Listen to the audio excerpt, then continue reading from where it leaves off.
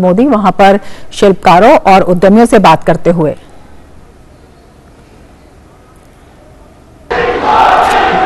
मां भारती की अनन्य साधक हमारे प्रेरणा पुंज माननीय प्रधानमंत्री महोदय का हम हार्दिक अभिनंदन करते हैं, वंदन करते हैं।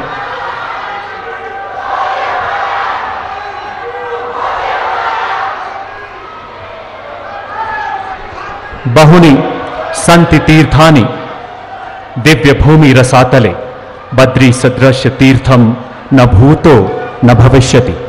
पतित पावनी मां अलकनंदा के किनारे भगवान बद्री विशाल की तपोभूमि पर आपका आगमन संपूर्ण उत्तराखंड के लिए अपार गौरव का विषय है। मान्यवर, दुनिया के सबसे बड़े लोकतंत्र के ओजस्वी प्रकाश स्तंभ, हमारी सनातन संस्कृति की ध्वजा को विश्व पटल पर सुशोभित करने वाले ध्वजवाहक परम आदरणीय प्रधानमंत्री महोदय, आइए एक बार फिर से करतल ध्वनि से पुरजोर अभिनंदन करें, तालियों का जय घोष। देवी और सज्जनों, हिमालय की श्रृंखलाओं के उस पार तक जाना चाहिए। पहरेदार हिमालय के हम, पहरेदार हिमालय के हम झोंके हैं तूफान के, सुनकर गरज हमारी सीने फट जाते चट्टान के। 3400 करोड़ रुपए से भी अधिक की अभूतपूर्व विकास परियोजनाओं के शिलान्यास के ऐतिहासिक अवसर पर मंच पर उपस्थित उत्तराखंड के माननीय राज्यपाल lieutenant general Gurmeet Singh retired, माननीय मुख्यमंत्री श्री पुष्कर सिंह धामी जी, माननीय मंत्री श्री धन सिंह रावत, सांसद श्री तीरथ सिंह रावत जी एवं प्रदेश अध्यक्ष श्री महेंद्र भट्ट जी का भी हम हार्दिक अभिनंदन करते हैं। माननीय मुख्यमंत्री जी से निवेदन कि वो माननीय प्रधानमंत्री महोदय को बद्री विशाल का प्रसाद भेंट कर उनका अभिनंदन करें। श्री बद्री धाम का दिव्य प्रसाद, जिसमें इसी पुनीत धरा पर अंकुरित तुलसी की माला भी सुशोभित है।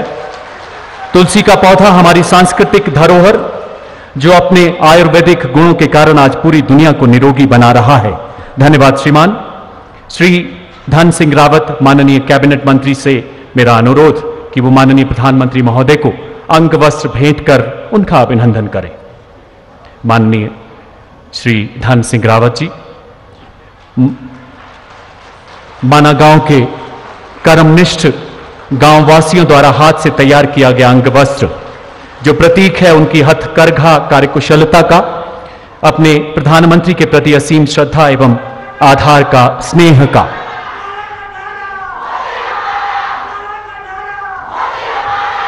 माननीय, मैं बताना चाहूंगा, ये सारे माना के देश हमारे देशवासी हैं, हमारे अपने भारत के गौरवशाली माना गांव के निवासी। याद आता है 4 नवंबर 2021 दीपावली का शुभ अवसर, जब माननीय प्रधानमंत्री देश की उत्तरी सीमाओं पर नियंत्रण रेखा से सटे पुंछ की सैन्य चौकियों पर पहुंचे। पिछले 8 सालों की तरह अनवरत सरहद के निगहबानों के साथ सरहद वाली दिवाली मनाते हुए मान्यवर आपने 130 करोड़ भारतीयों की शुभकामनाएं शूरवीर सैनिकों के साथ साझा की, उनका गौरव बढ़ाया। अगले दिन 5 नवंबर को गोवर्धन पूजा के पुण्य पर्व पर आपने बाबा केदार के दरबार में पहुंचकर पूजा अर्चना की। जनमानस के साथ अपने विचारों को बांटते हुए आपने कहा था, जिस मिट्टी ने, जिन हवाओं ने हमें पाला पोसा है, उसकी सेवा करने का सौभाग्य और इससे बड़ा पुण्य कोई नहीं हो सकता। उसी दिन बाबा केदार के भव्य प्रांगण में आपने गौरीकुंड से केदारनाथ तक दुनिया के उच्चतम एवं विशालतम रोपवे के निर्माण का संकल्प लिया। उसी भागीरथ संकल्प की सिद्धि का आज एक महत्वपूर्ण चरण, जब आपके द्वारा इन परियोजनाओं का आगाज होगा। बद्री विशाल की दिव्य धरा, हिमालय की गोद में हिमालय से भी ऊंचे हौसलों वाला सीमा प्रहरी माना गांव, इसी अलौकिक आनंद के बीच मुख्यमंत्री महोदय से मेरा निवेदन, कृपया स्वागत संबोधन के लिए मंच पर पधारें।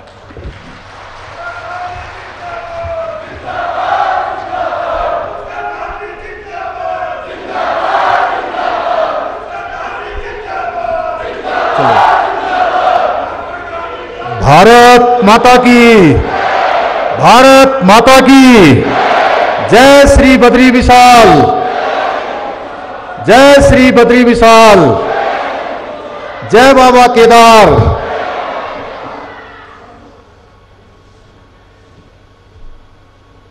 हृदय है निर्मल गंगा सा, मुख पर रवि सा तेज है। आपकी उपस्थिति ने बनाया आज का दिन विशेष है। जन जन में उत्साह उमंग है, देवभूमि में आज पर्व है। हे महामुनि, हे विकास पुरुष, मां भारती आप पर गर्व है। मंच पर उपस्थित विराजमान हमारे पथ प्रदर्शक, हमारे अभिभावक, विश्व के सर्वाधिक लोकप्रिय नेता, हमारे देश के यशस्वी प्रधानमंत्री आदरणीय नरेंद्र मोदी जी, उत्तराखंड के राज्यपाल लेफ्टिनेंट जनरल सेवानिवृत्त श्री गुरमीत सिंह जी, उत्तराखंड सरकार के पूर्व मुख्यमंत्री और गढ़वाल लोकसभा क्षेत्र के लोकप्रिय सांसद आदरणीय तीरथ सिंह रावत जी, भारतीय जनता पार्टी के प्रदेश अध्यक्ष आदरणीय श्री महेंद्र भट्ट जी, कैबिनेट में मेरे सहयोगी आदरणीय डॉक्टर धन सिंह रावत जी, एवं यहाँ पर पधारे हमारे सभी जनप्रतिनिधिगण, कैबिनेट मंत्री श्री सौरभ बहुगुणा जी, सारे विधायकगण, हमारे दूर दूर से आए हुए इस सीमांत क्षेत्र माड़ा गांव के और माड़ा गांव के आसपास, जिसको कि मैं भारत का पहला गांव कहता हूं, और वैसे अंतिम गांव कहते हैं, लेकिन मैं कह रहा हूं कि भारत का ये पहला गांव है। इस सीमांत क्षेत्र मैं माननीय प्रधानमंत्री जी का आप सबकी तरफ से देवभूमि उत्तराखंड की देवतुल्य जनता की ओर से हार्दिक स्वागत एवं अभिनंदन करता हूं।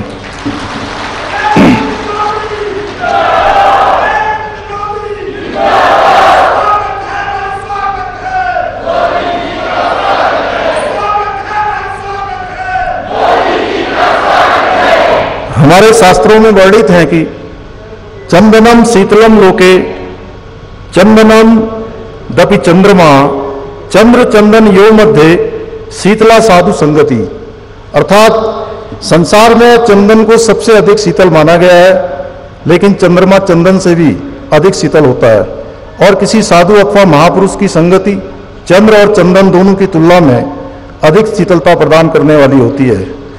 यह हमारा सौभाग्य है कि आज हमें आदरणीय प्रधानमंत्री जी जैसे महामुनि का सानिध्य प्राप्त हो रहा है, जिनके विचारों की सुगंध और व्यक्तित्व की शीतलता से आज संपूर्ण विश्व लाभान्वित हो रहा है।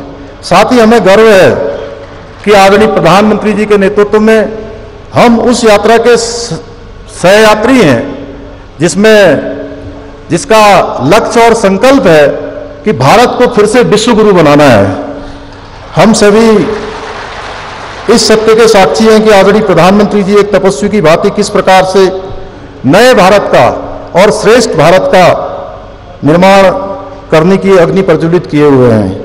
आदरणीय प्रधानमंत्री जी, मैं समस्त उत्तराखंड की जनता की ओर से आपको विश्वास दिलाता हूं कि आपके इस महायज्ञ में जो भी इस महायज्ञ की सफलता के लिए जिस प्रकार की भी आहुति की आवश्यकता होगी, जिस प्रकार का भी योगदान देना होगा, देवभूमि उत्तराखंड के लोग हमेशा आगे आकर उस काम को करने का काम करेंगे।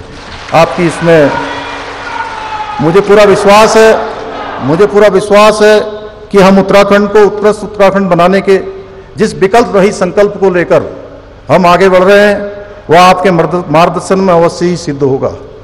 हम सभी लोग उत्तराखंड वासी भली भांति जानते हैं कि आप हमेशा से उत्तराखंड के प्रति आपका जो लगाव है वो किसी से छुपा हुआ नहीं है। जब आप गुजरात के मुख्यमंत्री थे और उस समय जब भयंकर त्रासदी उत्तराखंड के अंदर आई थी, तब भी आपने आगे बढ़कर ये पेशकश करी थी कि उत्तराखंड के और बाबा केदार की उस प्रांगण का आप पुनर्निर्माण का काम करेंगे। भाइयों बहनों,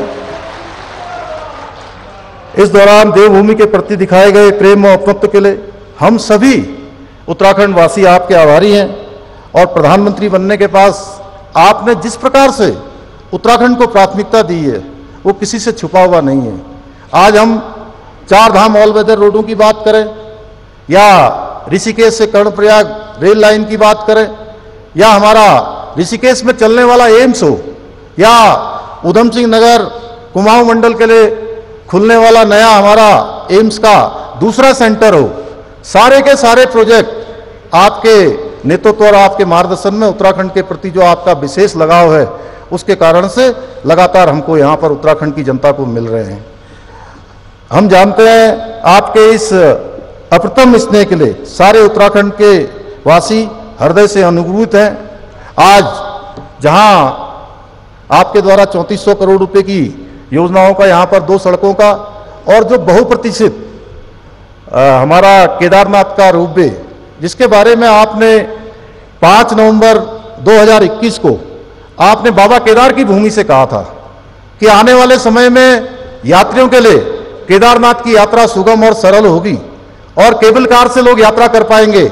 आज वो दिन आ गया कि आज आपके हाथों से बाबा केदार की भूमि तक केबल कार से जाने की रोपवे का आज आपने शिलान्यास कर दिया है। उसी प्रकार से गोविंद घाट से लेकर हेमकुंड साहब की यात्रा भी रोपवे से की जाएगी। मैं आपका हार्दिक धन्यवाद देना चाहता हूं। भाइयों बहनों, आज माननीय प्रधानमंत्री जी के नेतृत्व में जिस प्रकार से आज धर्म और संस्कृति का उत्थान का पर्व हम मना रहे हैं, हम किसी से छुपा हुआ नहीं है। आज भारतवासी इस पर्व को मना रहे हैं जहां बाबा केदार के प्रांगण का जिस प्रकार से वो क्षतिग्रस्त होने के बाद आज पुनर्निर्माण का कार्य चल रहा है। आप देख रहे होंगे कि भव्य केदार और दिव्य केदार बनने जा रहा है। वहीं बाबा बद्री विशाल का मास्टर प्लान पर तेजी से काम हो रहा है। इसके साथ साथ मैं थोड़ा और आगे आपको ले जाना चाहता हूं। मैं विद्यार्थी जीवन में लखनऊ में पढ़ता था। मैं 1999 में अयोध्या गया था और मैंने तब वहां देखा कि बाबा भगवान राम टेंट के अंदर हैं और वहां से जब आया तो मन में एक अजीब सा, मैं कहूं तो उदासी आई कि हम कहते थे राम लला हम आएंगे, मंदिर वहीं बनाएंगे, और लंबा समय लंबा कालखंड बीत गया, मंदिर नहीं बन पाया।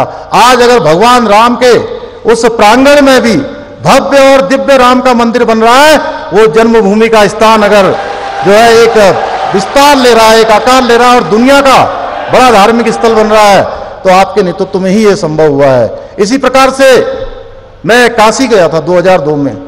तब देखा था मैंने इतना सकरा सा रास्ता होता था उसके मंदिर के अंदर जाने के लिए, और कोई शिव भक्त अगर बाबा को गंगा जी का जल लेकर अर्पित करना चाहता था तो उसको जाने के लिए रास्ता नहीं मिलता था।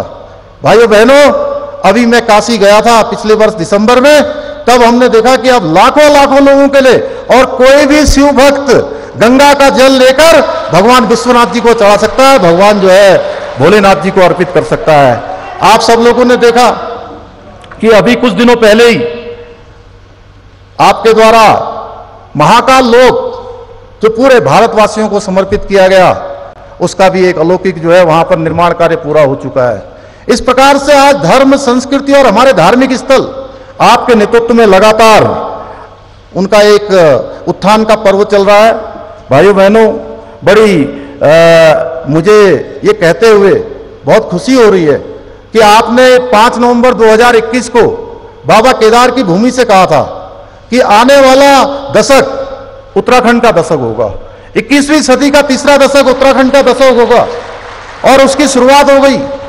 वो कैसी शिव की वाणी थी कि आपके मुंह से निकली, और इस बार की जो हमारी यात्रा हुई है, अभी तक हम 45 लाख यात्री, श्रद्धालु, पर्यटक अभी तक यात्रा कर चुके हैं जो रजिस्टर्ड रूप से आए हैं। इसके साथ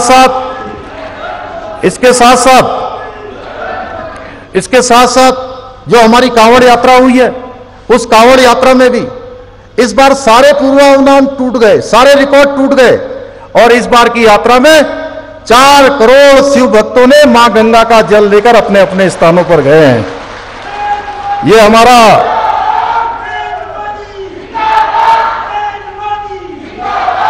आपके नेतृत्व में स्वर्णिम कालखंड भारत की सांस्कृतिक आध्यात्मिक चेतना के पुनरुत्थान का कालखंड है। आधुनिकता के संतुलित समावेश के साथ साथ आज सनातन संस्कृति का वैभव पुनर्जीवित हो रहा है। भारत पुनः विश्व गुरु के स्थान पर स्थापित हो रहा है। समूचे विश्व को आज आपका कहीं ना कहीं नेतृत्व और मार्गदर्शन मिल रहा है। भाइयों बहनों, इसका प्रत्यक्ष उदाहरण है रूस यूक्रेन का युद्ध हो रहा था, जहां भारत के जो हमारे बेटे थे, बेटियां थी, बच्चे थे, वहां से आने के लिए भारत का तिरंगा तो कंधे पर लेकर चल ही रहे थे, वो तो सुरक्षित उस सीमा से बाहर आ ही रहे थे। वहीं ऐसे देश जो हमको फूटी आंख नहीं सुहाते, हमको पसंद भी नहीं करते हैं, उन देशों के बच्चे भी यूक्रेन की सीमा से बाहर आने के लिए भारत का तिरंगा लेकर बाहर आ रहे थे। यह है नया भारत। नए भारत को गढ़ने का काम मोदी जी के नेतृत्व में हो रहा है। हम एक श्रेष्ठ भारत, आपने जो एक भारत श्रेष्ठ भारत की कल्पना की है, आज पूरे विश्व के अंदर भारत का मान सम्मान और स्वाभिमान बढ़ाने का काम आपके नेतृत्व में हो रहा है।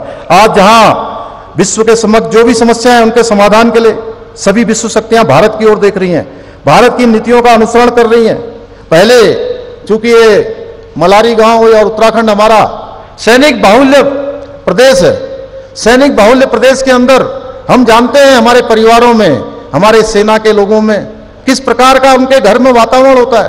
पहले के समय में जो सीमा पर काम करने वाले हमारे सैनिक होते थे, अगर कोई गोली उनको लगती थी या कोई गोली दूसरी तरफ से आती थी, तो भाइयों बहनों, गोली का जवाब देने के लिए उनको कई दिनों तक पूछना पड़ता था और ऊपर तक बात जाती थी और जवाब नहीं आता था। लेकिन आपके प्रधानमंत्री बनने के बाद अब किसी को कोई पूछना नहीं पड़ता है, अब गोली का जवाब गोली से दिया जाता है।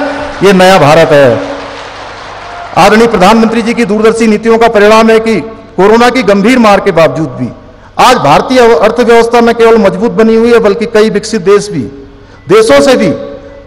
देशों से भी हम बेहतर प्रदर्शन कर रहे हैं।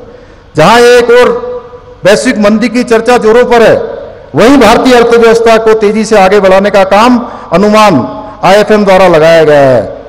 IMF का यह भी अनुमान है कि भारत 5 ट्रिलियन नहीं बल्कि 10 ट्रिलियन डॉलर की इकोनॉमी बनाने में सक्षम है। यह बात हमारी शक्ति और सामर्थ्य को प्रदर्शित करती है। आदरणीय प्रधानमंत्री जी की दूरदर्शिता आर्थिक मोर्चे पर ही नहीं, सामरिक मोर्चे पर भी बेहद स्पष्ट है। आज किसी दुश्मन की हिम्मत नहीं है कि वो भारत की तरफ आंख उठाकर देख ले। आज हमारी सेना का मनोबल है, हमारे सैनिकों का जिस स्तर का जोश है, उसका एक बड़ा कारण आपके द्वारा दिया जाने वाला प्रोत्साहन है। आपकी, चाहे आप मुख्यमंत्री हो या प्रधानमंत्री के रूप में, आपकी होली हो, आपकी दिवाली हो, आपका कोई भी त्योहार हो, हमेशा आप सीमांत से सीमांत सैनिकों के बीच में जाकर मनाते हैं, उनके मनोबल को बढ़ाने का काम करते हैं। जहां एक और सेना आधुनिक हथियारों से संपन्न हो रही है, सैनिकों को बेहतर सुविधाएं मिल रही हैं, वहीं दूसरी ओर रक्षा क्षेत्र में भी धीरे धीरे भारत अब केवल आयातक की भूमिका में नहीं, बल्कि आने वाले सालों में निर्यातक की भूमिका में जाने वाला है। गांधीनगर में आयोजित डिफेंस एक्सपो में प्रमाणित करता है कि इस क्षेत्र में भारत का भविष्य कितना उज्जवल है। आपके द्वारा किए जा रहे सेना के इस सशक्तिकरण से हमारा उत्तराखंड सर्वाधिक लाभान्वित हुआ है। आज सेना में अपनी सेवा दे रहा देवभूमि का प्रत्येक जवान इस बात से निश्चिंत है कि उसका परिवार का ख्याल रखने के लिए देश व प्रदेश में आपके नेतृत्व में, आपके मार्गदर्शन में डबल इंजन की राष्ट्रवादी सरकारें काम कर रही है। आदरणीय प्रधानमंत्री जी का जो कथन है 21वीं सदी का तीसरा दशक उत्तराखंड का दशक होगा, हमें एक नई ऊर्जा और नया उत्साह हमारे अंदर भरता है। आपका यह विश्वास हर उत्तराखंड वासी का सम्मान है। एक तरफ जहां आज हमें ये गर्व की अनुभूति कराता है, वहीं दूसरी तरफ हमें अपने कर्तव्यों का भी बोध कराता है। जो भी हमसे अपेक्षाएं, आज रोजगार के क्षेत्र में भी हमने जितनी भी हमारे यहाँ परीक्षाएं होनी है, कुछ बीच में विलंब हुआ, लेकिन उन विलंबों को छोड़कर हमने लोक सेवा आयोग से सारी 7000 जो भर्तियां होनी थी तत्काल, उन भर्तियों को करने का हमने संकल्प लिया है। उसका कैलेंडर जारी कर दिया है, दिसंबर माह तक सारी भर्तियां कर देंगे। उसके अलावा 19,000 भर्तियां जो आपने 10 लाख लोगों को पूरे देश के अंदर रोजगार देने का संकल्प लिया है, उसमें उत्तराखंड की भी जो भूमिका होगी, हम एक कदम आगे बढ़कर उसको पूरा करने का काम करेंगे। 19,000 भर्तियों को भी जल्दी ही निकालेंगे और अगले 1 वर्ष के अंदर इन सभी रिक्त पदों पर हम भर्ती की प्रक्रिया पूरी कर देंगे। आदरणीय प्रधानमंत्री जी के विजन के अनुरूप हम राज्य के विकास और कल्याण के लिए पूरी निष्ठा के साथ कार्य करने के लिए संकल्पबद्ध हैं। हमने राज्य को 2025 तक हर क्षेत्र में, जब हमारे राज्य का स्थापना का 25 साल पूरा होगा, हम रजत जयंती वर्ष मना रहे होंगे, उस समय विकल्प रहित संकल्प को लेकर हर क्षेत्र में हम हिंदुस्तान के श्रेष्ठ राज्यों में शामिल हों, ये संकल्प लेकर हम आगे बढ़ रहे हैं। मुझे पूरा विश्वास है इस लक्ष्य की प्राप्ति के लिए हम पूर्व की भांति भविष्य में भी आपका जहां मार्गदर्शन और आपका सहयोग पूरी तरह से प्राप्त होता रहा है, वो हमें मिलता रहेगा।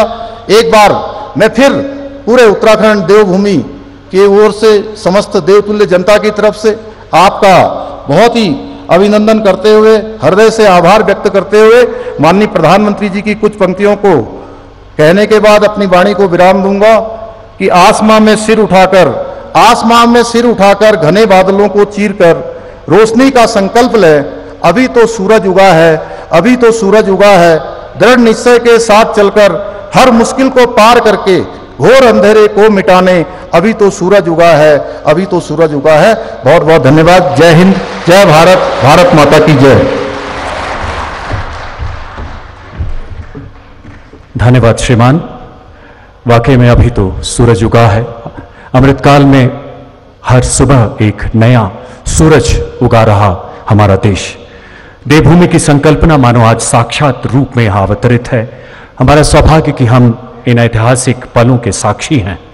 माननीय प्रधानमंत्री महोदय से करबद्ध निवेदन, कृपया रिमोट का बटन दबाकर 4 नई परियोजनाओं का शिलान्यास करें। माननीय प्रधानमंत्री महोदय।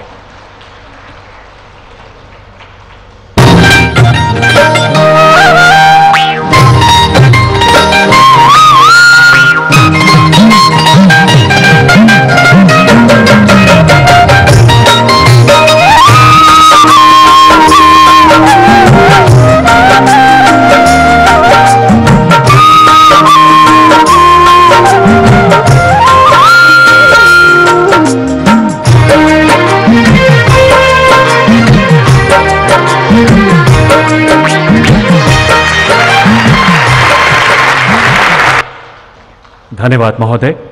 पट्टिकाओं के अनावरण के साथ ही देवभूमि के इतिहास में विकास का एक नया अध्याय जुड़ते हुए रोपवेज का निर्माण श्रद्धालुओं की तीर्थ यात्रा को और सुगम बनाएगा। सीमावर्ती राजमार्गों का पुनरुत्थान देश की सीमा को सामरिक मजबूती प्रदान करेगा। आइए देखते हैं भविष्य की इन प्रबल परियोजनाओं को प्रतिबिंबित करती ये लघु film. Please sit back and admire. सफलता के शिखर तक पहुंचने के लिए भी ये जरूरी है कि राष्ट्र अपने सांस्कृतिक उत्कर्ष को छुए, अपनी पहचान के साथ गौरव से सर उठा करके खड़ा हो जाए। केदारनाथ, बद्रीनाथ तीर्थ क्षेत्र में विकास के नए अध्याय लिखे जा रहे हैं। हमारे चारों धाम ऑल वेदर रोड से जुड़ने जा रहे हैं। इतना ही नहीं, हेमकुंड साहिब रोपवे से जुड़ने जा रहा है। प्रधानमंत्री श्री नरेंद्र मोदी जी के नेतृत्व में भारत के धार्मिक और आध्यात्मिक स्थलों को एक नई पहचान मिल रही है। इसी कड़ी में आजादी के बाद उत्तराखंड पहली बार विकास की अनगिनत महत्वपूर्ण परियोजनाओं का साक्षी बन रहा है। इन्हीं में शामिल है सनातन धर्म की आस्था के केंद्र केदारनाथ और बद्रीनाथ धाम में हो रहे विकास कार्य, जो न सिर्फ धार्मिक और आध्यात्मिक चेतना का नव निर्माण कर रहे हैं, बल्कि सामाजिक और आर्थिक विकास की नई इबारत लिख रहे हैं। विकास के इसी संकल्प के तहत प्रधानमंत्री श्री नरेंद्र मोदी जी द्वारा 21 अक्टूबर को उत्तराखंड के सीमांत गांव माड़ा में 3,427 करोड़ रुपए की 2 सड़कों और 2 रोपवे प्रोजेक्ट की आधारशिलाएं रखी जा रही हैं। गौरीकुंड से केदारनाथ तक रोपवे प्रोजेक्ट 9.7 किलोमीटर लंबाई वाले इस रोपवे की लागत 1,267 करोड़ की होगी और इसके बन जाने से श्रद्धालुओं की 6 से 7 घंटे में पूरी होने वाली कठिन यात्रा अब सिर्फ आधे घंटे में पूरी हो सकेगी। इसी तरह गोविंद घाट से हेमकुंड साहिब तक की दूरी 36 घंटे में तय की जाती है, लेकिन अब गोविंद घाट से हेमकुंड साहिब पर 1,163 करोड़ की लागत से बनने वाले 12.40 किलोमीटर लंबे इस रोपवे के निर्माण के बाद ये दूरी सिर्फ 45 मिनट में तय की जा सकेगी। इन रोपवेज के बन जाने से अब लाखों श्रद्धालुओं और स्थानीय निवासियों को सुगम यात्रा का लाभ मिलेगा। जोशीमठ से मलारी तक 61.64 किलोमीटर सड़क का चौड़ीकरण किया जा रहा है। 422.68 करोड़ की लागत से होने वाले इस 2 लेन चौड़ीकरण के अलावा 574 करोड़ की लागत द्वारा माणा से माणा पास तक 51 किलोमीटर नेशनल हाईवे का 2 लेन चौड़ीकरण कार्य शुरू किया जा रहा है। ये दोनों ही मार्ग सामरिक दृष्टिकोण से बेहद ही महत्वपूर्ण है और अब यहां से साल भर सेना के वाहनों का आवागमन संभव हो सकेगा। इसके साथ ही इन मार्गों के निर्माण से सीमांत क्षेत्रों के गांवों में बेहतर रोड कनेक्टिविटी के द्वारा आर्थिक गतिविधियों को नई दिशा मिलेगी। इन महत्वपूर्ण कार्यों का शिलान्यास प्रधानमंत्री जी द्वारा किया जा रहा है, जिससे उत्तराखंड के सीमांत क्षेत्रों में पलायन रुकेगा, पर्यटन और अन्य आर्थिक गतिविधियों को बढ़ावा मिलेगा, साथ ही स्थानीय लोगों के लिए रोजगार की नई संभावनाओं का सृजन हो सकेगा।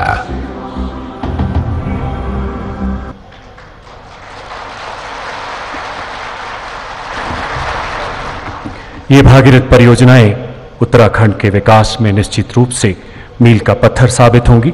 देवियों सज्जनों, वो चिर प्रतीक्षित पल जिसके लिए हम सभी उत्साहित हैं, आह्लादित हैं, साथ ही देश के कोने कोने से डिजिटल माध्यमों से जुड़े लाखों देशवासी माननीय प्रधानमंत्री जी की ओजस्वी वाणी सुनने के लिए प्रतीक्षारत हैं।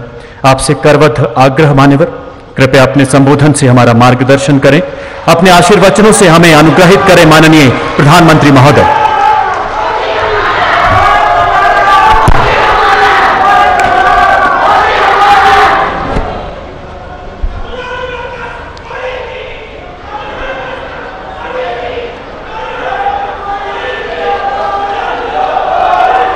जय बद्री विशाल,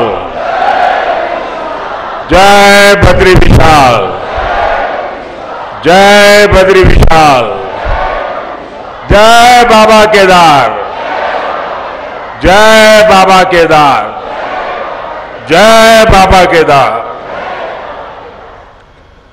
उत्तराखंड के गवर्नर गुरमीत सिंह जी, यहां के लोकप्रिय मृदुभाषी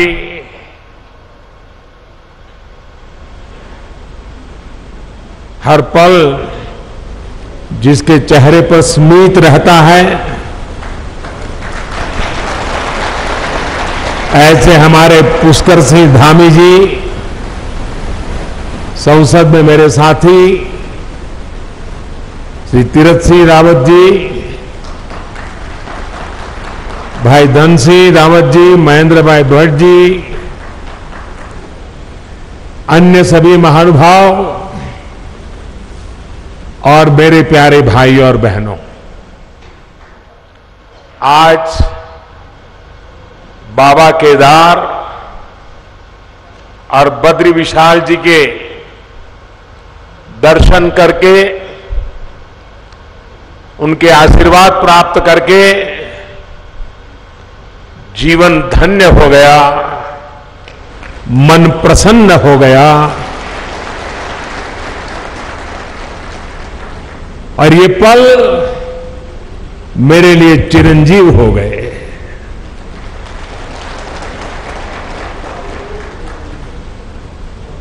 बाबा के सानिध्य में, बाबा के आदेश से, बाबा की कृपा से पिछली बार जब आया था तो कुछ शब्द मेरे मुंह से निकले थे। वो शब्द मेरे नहीं थे।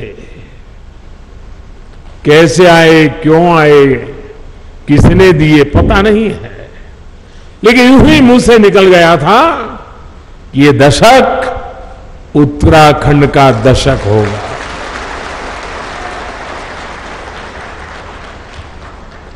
और मुझे पक्का विश्वास है इन शब्दों पर बाबा के, बद्री विशाल के, मां गंगा के निरंतर आशीर्वाद की शक्ति बने रहेगी, ये मेरा अंतर्मन कहता है। ये मेरा सौभाग्य है आज मैं आपके बीच इन नई परियोजनाओं के साथ फिर उसी संकल्प को दोहराने आया हूं। और मेरा सौभाग्य है कि आज मुझे आप सभी के दर्शन करने का मौका मिला है।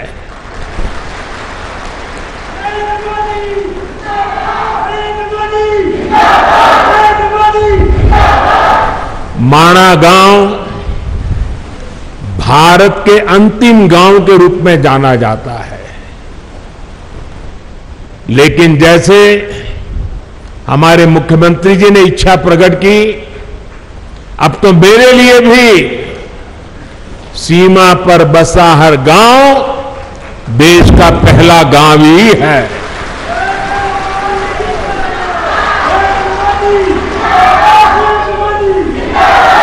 सीमा पर बसे आप जैसे सभी मेरे साथी देश के सशक्त प्रहरी है।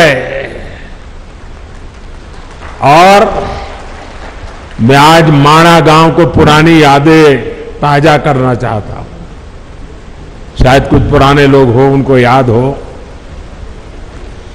मैं कोई मुख्यमंत्री बन गया, प्रधानमंत्री बन गया, इसलिए सीमा के इस पहले प्रहरी गांव को याद कर रहा हूं, ऐसा नहीं है। आज से 25 साल पहले जब मैं उत्तराखंड में भारतीय जनता पार्टी के एक कार्यकर्ता के रूप में काम करता था, न कोई मुझे ज्यादा जानता था, न मेरा उस प्रकार का कोई पब्लिक लाइफ था। मैं संगठन के लोगों के बीच में ही अपना जीवन गुजारता था, काम करता था। और उस समय माणा में मैंने उत्तराखंड भाजपा की कार्य समिति की मीटिंग बुलाई थी। तो मेरे उत्तराखंड के सारे कार्यकर्ता मेरे से बहुत उस समय नाराज थे, प्रश्न पूछते थे, साहब इतना दूर कितनी मेहनत से जाना पड़ेगा, कितना समय जाएगा। मैंने कहा भाई, जिस दिन उत्तराखंड बीजेपी के दिल में माणा का महत्व पक्का हो जाएगा ना, उत्तराखंड की जनता के दिल में भाजपा के लिए महत्व बन जाएगा।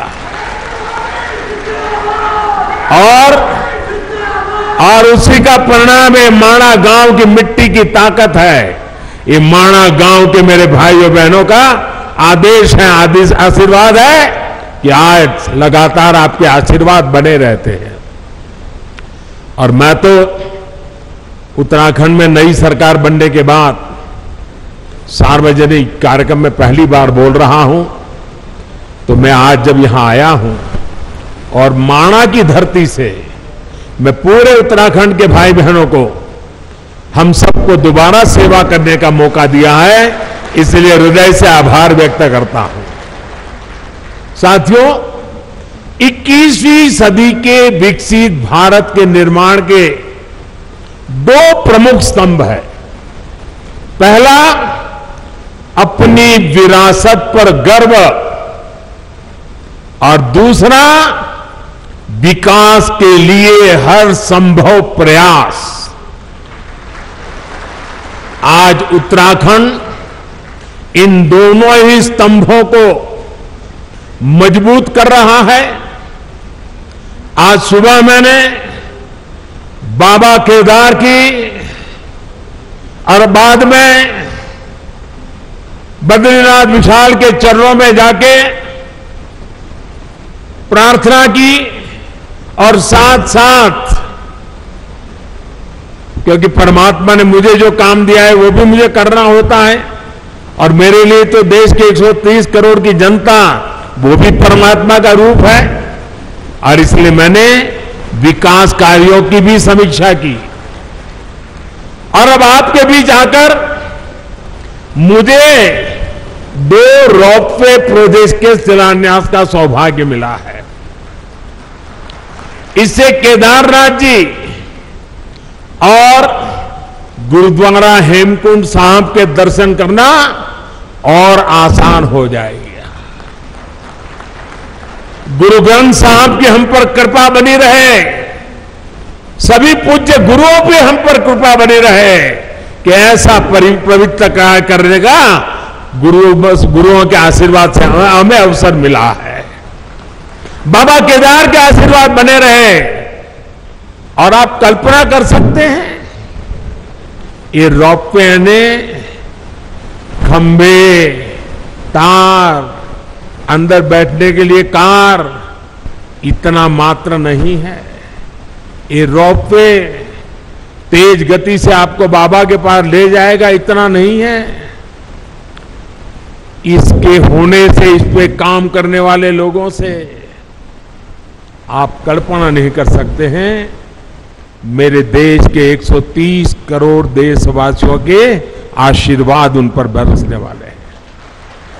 हेमकुंड साहब पे दुनिया भर में गुरु ग्रंथ साहब की पवित्र पूजा करने वाले जितने भी मेरे भाई बहन हैं, आज हमें आशीर्वाद बरसाते होंगे कि आज हेमकुंड साहब तक का ये रोपवे बन रहा है। आप कल्पना नहीं कर सकते इसकी ताकत क्या है। आप देखना, आज यूके हो, जर्मनी हो, कनाडा हो, वहां पर उत्सव मनाया जाएगा, क्योंकि अब हेमकुंड साहब तक जाने का रोपवे बन जाएगा। और समय तो बचेगा, भक्ति में मन और ज्यादा लगेगा। विकास के इन सभी प्रोजेक्ट्स के लिए उत्तराखंड को और देश विदेश के हर आस्थावान श्रद्धालु को मैं आज बहुत बहुत बधाई देता हूं। और गुरुओं की कृपा बनी रहे, बाबा केदार की कृपा बनी रहे, बद्री विशाल की कृपा बनी रहे, यही, और हमारे सभी श्रमिक साथियों को भी शक्ति मिले ताकि वे भी पूरी ताकत से समय सीमा में इस काम को पूरा करें। और हम प्रार्थना करें, हर बार प्रार्थना करें, क्योंकि ये बहुत कठिन इलाका है। यहां काम करना कठिन होता है, हवाएं तेज चलती है और इतनी ऊंचाई पे जाके काम करना होता है। परमात्मा से प्रार्थना करें कि इस पूरे काम के दरमियान कोई एक्सीडेंट न हो जाए, किसी हमारे साथी का नुकसान न हो जाए, ये हम प्रार्थना करते रहे। और जिस भी गांव के पास वो काम करते हैं, वो भगवान का काम कर रहे हैं, आप उनको संभालना, उनको मजदूर मत समझना, उनको मजदूर मत समझना।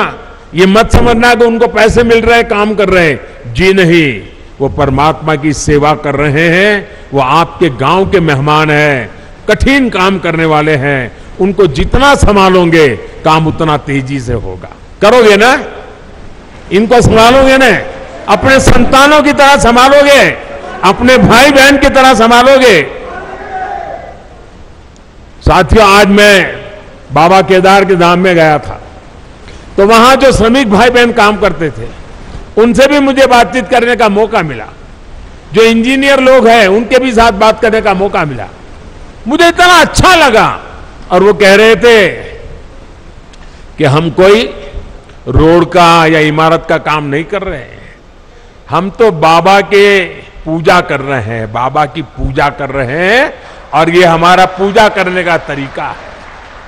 साथियों, देश की आजादी के 75 साल पूरे होने पर मैंने लाल किले से एक आह्वान किया है।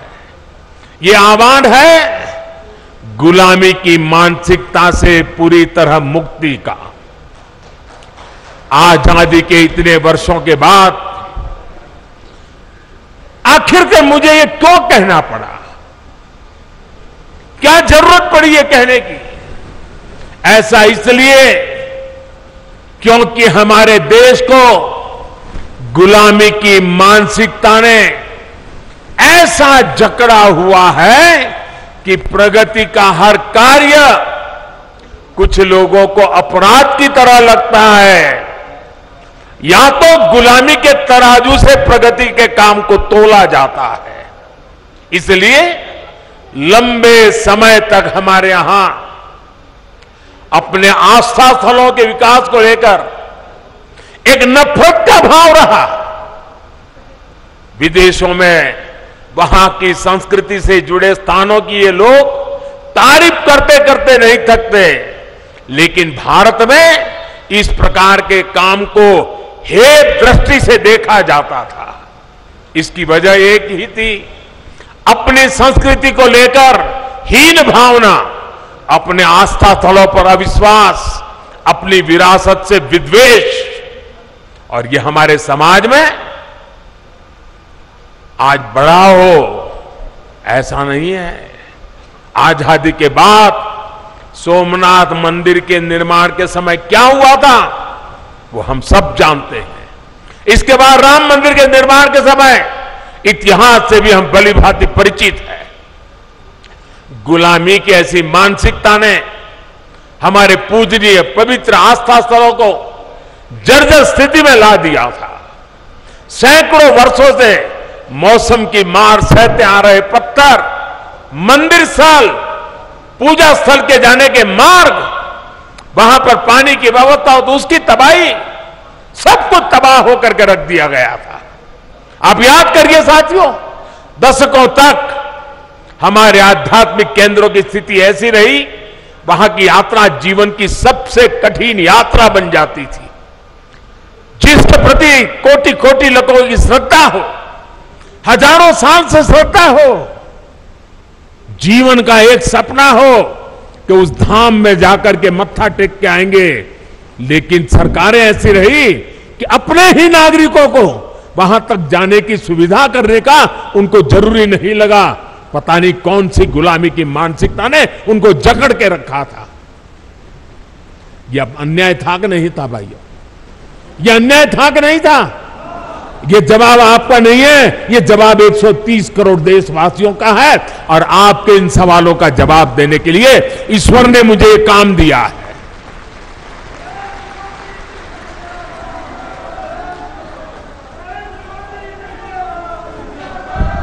भाइयों बहनों, इस उपेक्षा में लाखों करोड़ों जन भावनाओं के अपमान का भाव छिपा था। इसके पीछे पिछली सरकारों का निहित स्वार्थ था। लेकिन भाई और बहनों, ये लोग हजारों वर्ष पुरानी हमारी संस्कृति की शक्ति को समझ नहीं पाए। वो ये भूल गए कि आस्था के केंद्र सिर्फ एक ढांचा नहीं, बल्कि हमारे लिए ये प्राण शक्ति है, प्राण वायु की तरह है। वो हमारे लिए ऐसे शक्तिपुंज है जो कठिन से कठिन परिस्थितियों में भी हमें जीवंत बनाए रखते हैं। उनकी घोर उपेक्षा के बावजूद ना तो हमारे आध्यात्मिक केंद्रों का महत्व कम हुआ, ना ही उन्हें लेकर हमारे समर्पण भाव में कोई कमी आई। और आज देखिए, काशी, उज्जैन, अयोध्या, अनगिनत ऐसे श्रद्धा के केंद्र अपने गौरव को पुनः प्राप्त कर रहे हैं। केदारनाथ, बद्रीनाथ, हेमकुंड साहब, वे भी श्रद्धा को संभालते हुए आधुनिकता से उसकी सुविधाओं से जोड़ा जा रहा है।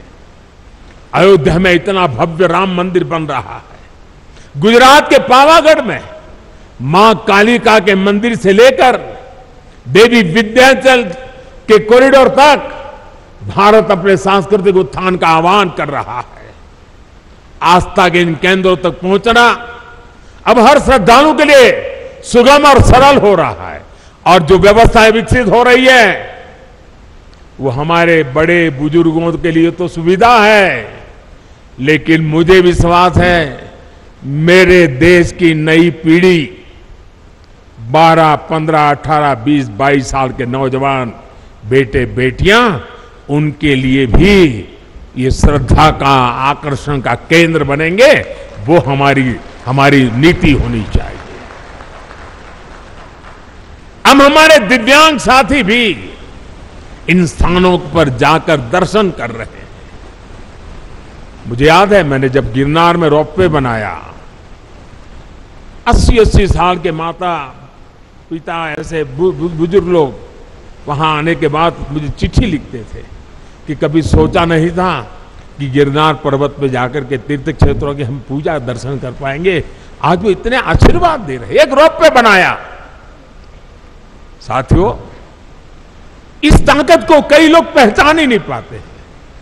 आज पूरा देश अपने आध्यात्मिक केंद्रों को लेकर गर्व के भाव से भर गया है।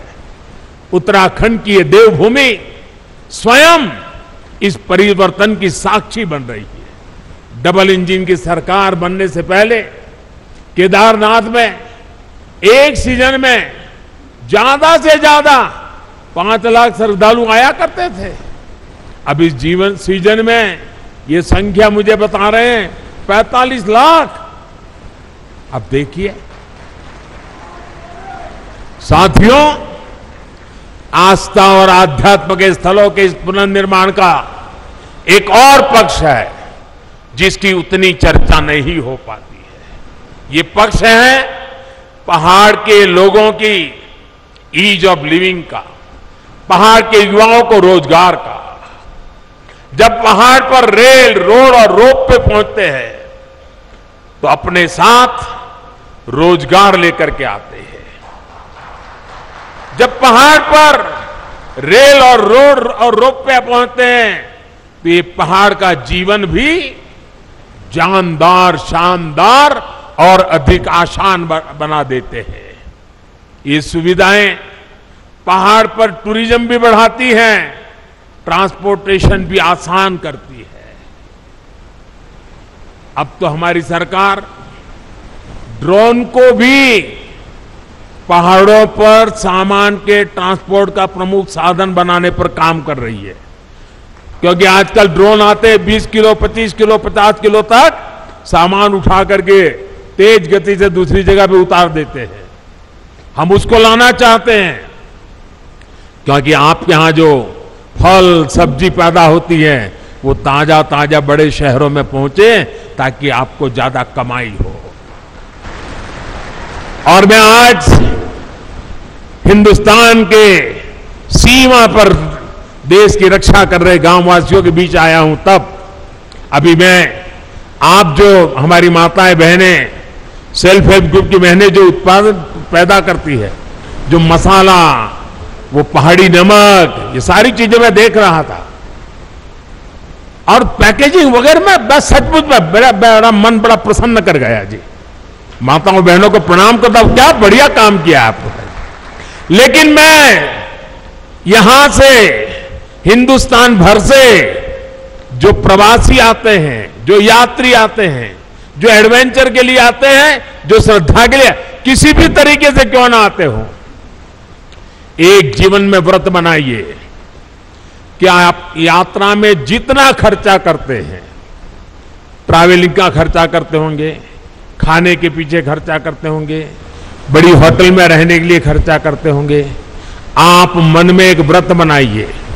मैं सभी 130 करोड़ देशवासियों को हिंदुस्तान के उस गांव से बता रहा हूं जो चीन के सीमा पर, भारत का ये सीमा पर रखवाली करने वाले गांव के बीच से बोल रहा हूं। मैं उनकी तरफ से बोल रहा हूं, आप जहां भी जाएं यात्रा करने के लिए, इस कठिन क्षेत्र में आए या पुरी चले जाएं या कन्याकुमारी चले जाएं या सोमनाथ, कहीं पर भी जाए, एक संकल्प कीजिए।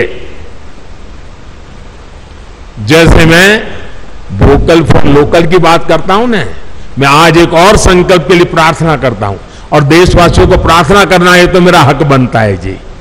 मैं आदेश तो नहीं दे सकता हूं, प्रार्थना तो कर सकता हूं। मैं प्रार्थना करता हूं, आप जितना खर्चा करते हैं तय कीजिए कम से कम 5% जो टोटल खर्चा आपका यात्रा का होगा उसमें 5%, अगर 100 रुपया खर्चा करते हो तो 5 रुपया उस इलाके में जो कुछ भी स्थानीय उत्पाद है, स्थानीय लोग जो बनाते हैं, आप उसको जरूर खरीदिए। आपके घर में है तो दूसरा लेके जाइए, किसी को भेंट दे दीजिए, लेकिन वहां से जरूर लेके जाइए। आपको मैं विश्वास दिलाता हूं भाइयों बहनों, इन सारे क्षेत्रों में इतनी रोजी रोटी मिल जाएगी। अभी मुझे माताएं बहनें कह रही थी कि इस बार यात्री इतने आए, मैंने कहा कितनी बिक्री हुई, तो जरा पहले तो शर्मा गए बताते बताते। मैंने कहा नहीं बताइए बताइए। फिर उन्होंने कहा 2.5 लाख रुपए का बिक गया इस बार। उनको इतना संतोष था। अगर सब यात्री, सभी प्रवासी जहां जाए वहां स्थानीय जो गरीब लोग पैदा करते हैं, वैसी स्थानीय बनी हुई चीज 5% बजट ये जोड़ दीजिए, आप देखिए आपको जीवन में संतोष होगा। और घर में रखेंगे, बच्चों को बताएंगे कि देखिए हमने उस साल जब उत्तराखंड गए थे ना, ये तस्वीर तो तुझे अच्छी लगती है, उस तस्वीर के पीछे तो हमने 20 रुपया खर्च किया है, लेकिन ये जो छोटी चीज दिखती है ना, वहां की एक बूढ़ी मां बना रही थी, मैं उससे लेकर के आया था। आपको आनंद होगा, आपको संतोष होगा। इसलिए मैं आज यहां से पूरे देश को प्रार्थना कर रहा हूं, मेरे प्यारे भाइयों बहनों, पहाड़ के लोगों की पहली पहचान यही होती है कि वो बहुत मेहनती होते हैं। उन्हें उनके साहस, उनकी जुझारू प्रवृत्ति के लिए जाना जाता है। वो प्रकृति के प्रति शिकायत नहीं करते हैं, संकटों के बीच जीना सीख लेते हैं जी।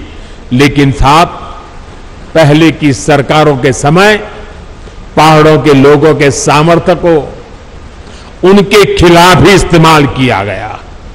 दशकों तक सरकारें ये सोचकर पहाड़ की उपेक्षा करती रही कि वो मेहनतकश लोग हैं, पहाड़ जैसा उनका हौसला है, अरे उनकी तो ताकत इतनी है, उनको तो कुछ जरूरत नहीं, चल जाएगा। ये उनकी ताकत के साथ अन्याय था। उनकी ताकत है इसका मतलब ये तो नहीं है कि उनको ऐसे ही रहने दिया जाए, उनको भी तो सुविधा चाहिए। मुश्किल हालतों में पहाड़ के लोगों को मदद मिलनी चाहिए। जब सुविधाएं पहुंचाने की बात हो, जब सरकारी योजनाओं का लाभ पहुंचाने की बात हो, तो पहाड़ के लोगों का नंबर सबसे बाद में आता था। इस सोच के साथ देश कैसे आगे बढ़ता? पहाड़ के लोगों के साथ हो रहे इस अन्याय को मुझे समाप्त करना ही था। इसलिए पहले जिस इलाकों को देश की सीमाओं का अंत मानकर नजरअंदाज किया जाता था, हमने वहां से समृद्धि का आरंभ मानकर काम शुरू किया है। पहले देश का आखिरी गांव जानकर जिसकी उपेक्षा की जाती थी, हमने वहां के लोगों को अपेक्षाओं पर फोकस पर करके काम करना शुरू किया है। पहले देश के विकास में जिनका योगदान को महत्व नहीं दिया गया, हमने उन्हीं को साथ लेकर प्रगति के महान लक्ष्यों की ओर बढ़ने का संकल्प किया है। हमने पहाड़ की उन चुनौतियों का हल निकालने की कोशिश की है जिससे जूझने में वहां के लोगों की बड़ी ऊर्जा व्यर्थ हो जाए, वो हमें मंजूर नहीं है। हमने हर गांव तक बिजली पहुंचाने का अभियान चलाया, जिसका बहुत बड़ा लाभ मेरे पहाड़ के भाई और बहनों को मिला। मुझे यहां गांव की सरपंच मां एक बहन से मिलना हुआ। मैं पूछ रहा था शौचालय बन गए? अरे बोले साहब बन गए। मैंने कहा पानी पहुंच रहा है? बोले पाइप लग रही है। इतनी चेहरे पर खुशी थी, अपने गांव में काम होने का आनंद था। उनके सरपंच महिला थी, बड़े गर्व से मुझे बता रही थी।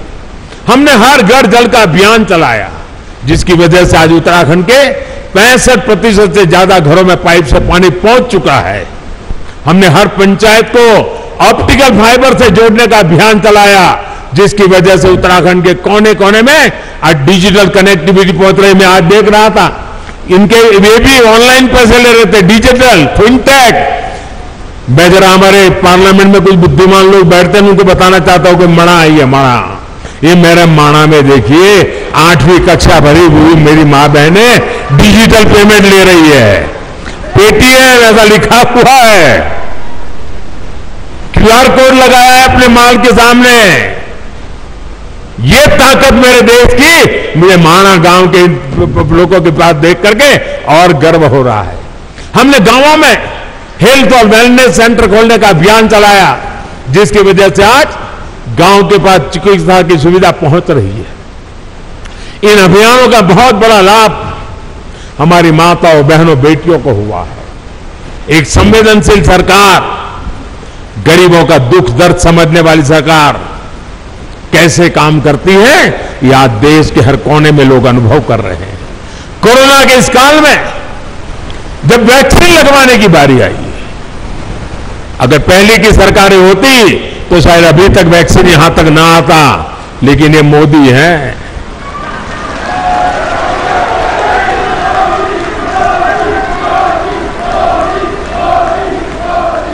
मैंने कहा कोरोना जाए उसकी ज्यादा तेजी से मुझे वैक्सीन पहाड़ों में ले जानी है और मैं सरकार को बधाई देता हूं। मेरे उत्तराखंड और मेरे हिमाचल 2 प्रदेशों ने सबसे पहले वैक्सीनेशन का काम पूरा कर दिया भाई। इस वैश्विक महामारी में लोगों को भूखमरी का शिकार ना होना पड़े, बच्चों को कुपोषण का शिकार ना होना पड़े, इसके लिए हमने प्रधानमंत्री गरीब कल्याण अन्न योजना शुरू की।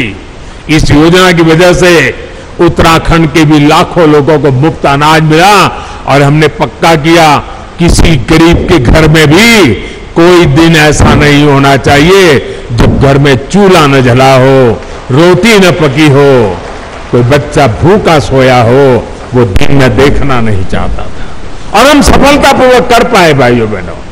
कुछ समय पहले ही हमारी सरकार ने उस अवधि को और 3 महीना बढ़ा दिया है ताकि इस त्योहारों के दिनों में हमारे गरीब परिवारों को दिक्कत न हो। डबल इंजन की सरकार के प्रयासों से अब उत्तराखंड में विकास कार्यों में फिर तेजी आ रही है।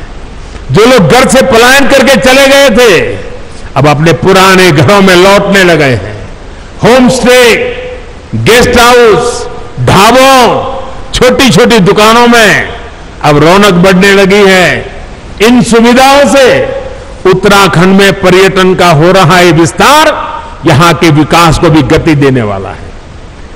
मुझे खुशी है कि डबल इंजन की सरकार यहां के युवाओं को होम स्टे की सुविधा बढ़ाने के लिए, युवाओं के स्किल डेवलपमेंट के लिए निरंतर आर्थिक मदद दे रही है।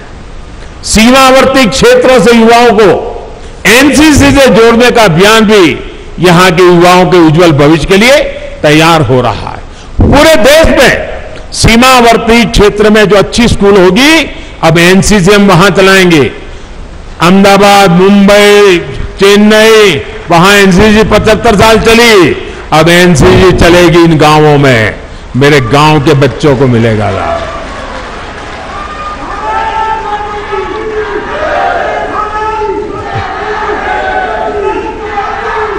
साथियों, हमारे पहाड़ के लोगों की सबसे बड़ी चुनौती रहती है कनेक्टिविटी। कनेक्टिविटी ना हो तो पहाड़ पर जीवन वाकई पहाड़ जैसा हो जाता है। हमारी डबल इंजन की सरकार इस चुनौती का भी समाधान कर रही है। आज उत्तराखंड को मल्टी मॉडल कनेक्टिविटी प्रदान करने के लिए हर साधन पर काम किया जा रहा है। हिमालय की हरी भरी पहाड़ियां पर रेलगाड़ी की आवाज उत्तराखंड के विकास की एक नई गाथा लिखेगी। देहरादून एयरपोर्ट भी अब नए अवतार में सेवा दे रहा है। अभी मैं हिमाचल प्रदेश गया था, वहां मैंने वंदे भारत ट्रेन शुरू की और मुझे कईयों ने बताया कि हमारे यहां 2-2 पीढ़ी पहले की जो उम्र के लोग हैं, ऐसे गांवों में, हर गांव में लोग हैं जिन्होंने अभी तक रेल नहीं देखी है और आप हमारे हिमाचल में वंदे भारत ट्रेन ले आए। वंदे भारत ट्रेन तो अभी तो एक स्टेशन पहुंची है, लेकिन पूरे हिमाचल और पहाड़ के लोगों के लिए बहुत बड़ा तोहफा है। वो दिन मैं उत्तराखंड में भी देखना चाहता हूं भाई। आज चाहे हिमाचल से उत्तराखंड आना जाना हो या फिर दिल्ली और यूपी से उत्तराखंड आना जाना, 4 लेन हाईवे और एक्सप्रेसवे जल्दी आपका स्वागत करने वाले हैं। 4 धाम ऑल वेदर रोड उत्तराखंड के लोगों के साथ साथ पर्यटकों का और श्रद्धालुओं को एक नया एहसास दे रहे हैं। अब हर कोई पर्यटक जो दूसरे राज्यों से उत्तराखंड आ रहा है वो यहां से यात्रा का अद्भुत अनुभव लेकर जाता है। दिल्ली देहरादून इकोनॉमिक कॉरिडोर से दिल्ली देहरादून की दूरी तो कम होगी, इससे उत्तराखंड के उद्योगों को भी बढ़ावा मिलेगा। भाई और बहनों, आधुनिक कनेक्टिविटी राष्ट्र रक्षा की भी गारंटी होती है। इसलिए बीते 8 सालों से हम इस दिशा में एक के बाद एक कदम उठा रहे हैं।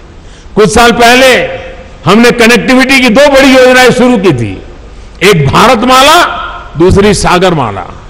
भारतमाला के तहत देश के सीमावर्ती क्षेत्रों को बेहतरीन और चौड़े हाईवे से जोड़ा जा रहा है। सागरमाला से अपने सागर तटों की कनेक्टिविटी को सशक्त किया जा रहा है। बीते 8 वर्षों में जम्मू कश्मीर से लेकर अरुणाचल प्रदेश तक बॉर्डर कनेक्टिविटी का भी अभूतपूर्व विस्तार हमने किया है। 2014 के बाद से बॉर्डर रोड ऑर्गेनाइजेशन ने करीब 7,000 किलोमीटर नई सड़कें का निर्माण किया है, सैकड़ों पुल नए बनाए हैं, बहुत सी महत्वपूर्ण टनल्स को भी पूरा काम किया है। अभी गांव छोड़ करके गए हैं, वहां सिर्फ फौजी साथी होंगे, बाकी सब वीरान होगा। लेकिन इस धारणा को भी हमें बदलना है और धरातल भी इसको हमें बदल के रहना है। हमारे बॉर्डर के गांवों में चहल पहल बढ़नी चाहिए, वहां विकास जीवन का उत्सव बनना चाहिए, ये हम प्रयास कर रहे हैं। और हम तो कहते हैं उनको अपने गांव वापस लौटने का मन कर जाए, ऐसा मुझे जिंदा गांव खड़े करने हैं। और मैं कह रहा हूं ऐसा नहीं, मैं करके आया हूं। गुजरात के अंदर पाकिस्तान की सीमा पर आखिरी गांव है कच्छ के रेगिस्तान में धोरडो। आज धोरडो बहुत बड़ा टूरिस्ट सेंटर बना हुआ है, लाखों लोग हर साल आते हैं, वहां के लोगों के लिए करोड़ों रुपयों का व्यापार होता है। आखिरी गांव को जिंदा कर दिया, उसके कारण पूरा इलाका जिंदा हो गया। अभी मैंने पाकिस्तान की सीमा पर गुजरात का एक दूसरा इलाका है रेगिस्तान में, एक नालाबेट, एक तीर्थस्थान था, नालाबेट की जगह पर एक मां का स्थान था, वहां बहुत बड़ा स्थान बना दिया। और अभी उत्तराखंड के अफसरों को मैंने भेजा था, जरा देख के आइए क्या माना के आसपास हम ऐसा कुछ कर सकते हैं क्या। मैं सोच रहा हूं, मैं बॉर्डर के गांवों में कुछ न कुछ होना चाहिए, दिमाग में खपाए बैठा हूं। और इसलिए मैं आज आया हूं क्योंकि मैं उसको जरा और बड़ी बारीकी से समझना चाहता हूं। और यहां माणा से माणा पास तक जो सड़क बनेगी, उससे मुझे पक्का विश्वास है टूरिस्टों को आने जाने के लिए एक बड़ा नया युग शुरू हो जाएगा। लोग बद्री विशाल से वापस नहीं जाएंगे, जब तक माणा पास नहीं जाते वापस नहीं जाएंगे, वो स्थिति में पैदा करके रखूंगा भाई। इसी प्रकार जोशीमठ से मलारी सड़क के चौड़ीकरण के सामान्य लोगों के साथ ही हमारे फौजियों के लिए भी बॉर्डर तक पहुंचना बहुत आसान होगा।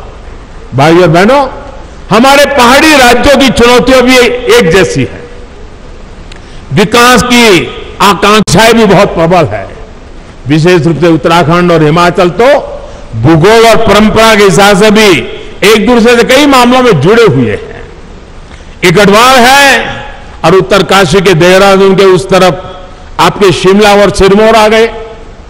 जोनसार और सिरमौर के गिरिपार में तो अंतर करना भी कोई बहुत मुश्किल होता है। मैं तो अभी हिमाचल के अनेक क्षेत्रों में जाकर आया हूं, वहां उत्तराखंड की बहुत चर्चा है। हिमाचल वाले कह रहे हैं कि जिस प्रकार उत्तराखंड ने तेज विकास के लिए, धरोहरों आस्था के स्थानों को विकास के लिए, बॉर्डर और पहाड़ी क्षेत्रों की सुविधा बढ़ाने के लिए डबल के सरकार को दोबारा ले आए हैं, वही मंत्र हिमाचल को भी प्रेरणा दे रहा है। मैं उत्तराखंड को फिर विश्वास दिलाता हूं कि आपकी आशा व आकांक्षाओं को पूरा करने के लिए हमारी मेहनत कभी कम नहीं होगी। मैं बाबा केदार और बद्री विशाल से इस जन विश्वास पर खरा उतरने का आशीर्वाद मांगने भी यहां आया हूं। एक बार फिर विकास के लिए, विकास की परियोजनाओं के लिए मैं आप सबको बहुत बहुत बधाई देता हूं। और इतनी बड़ी तादाद में आप आशीर्वाद देने आए, माताएं बहनें आई, शायद आज घर में कोई नहीं होगा, छोटा सा माना आज पूरा यहां माहौल बदल दिया है। मैं कितना भाग्यवान हूं जब ये माताएं बहनें मुझे आशीर्वाद दी।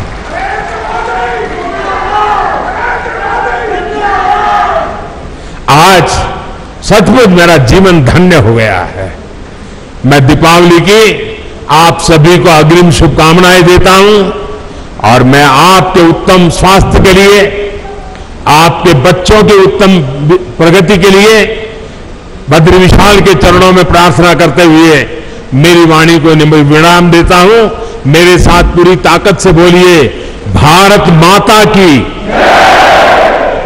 भारत माता की, भारत माता की जय बद्री विशाल, जय बद्री विशाल, जय बद्री विशाल, जय बाबा केदार, जय बाबा केदार, जय बाबा केदार।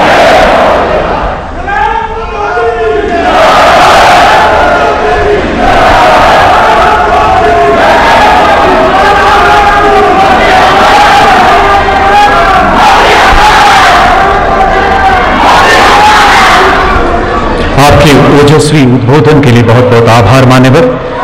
आपके वचनों की प्रतिबद्धता में, आपकी वाणी की दिव्यता में, नेतृत्व की प्रबलता में विश्व पटल पर पुनः विश्व गुरु सा उभरता हिंदुस्तान नजर आता है।